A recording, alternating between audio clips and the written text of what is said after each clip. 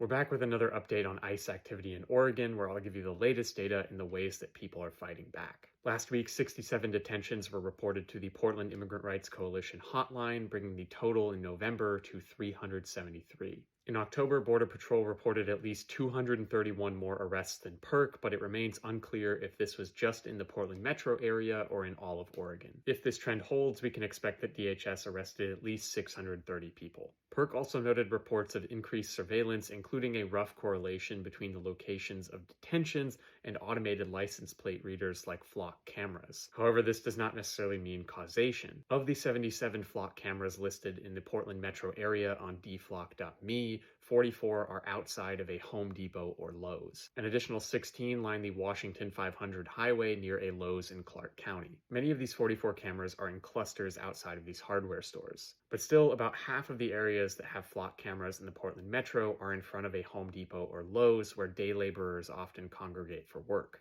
One way communities are protecting day laborers and fighting the rise in ICE activity is by adopting street corners outside Home Depots. I've talked about how this has been an effective tactic in Los Angeles, and it appears that it's being adopted here. ICE generally seems to prefer to operate in secret, so these street corner groups act as a substantial deterrent. They also facilitate community building and advanced warning systems for day laborers. I'm currently investigating whether ICE has access to flock cameras in Portland from Home Depot or otherwise. While Eugene and Woodburn have temporarily paused their use of flock cameras, I haven't found any indication that this applies to private entities like Home Depot. If you're interested in more reporting on this, please consider subscribing to my Substack or Patreon, because that's what makes that work possible.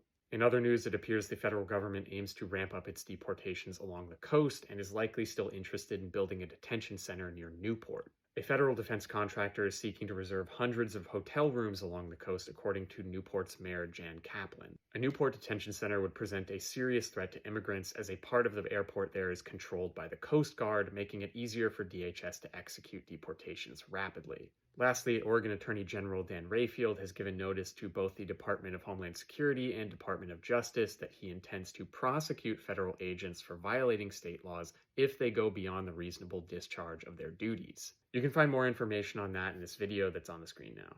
That's all I've got for now, but if you appreciate these updates, please share this and consider subscribing to my Patreon or Substack, as it really helps me out.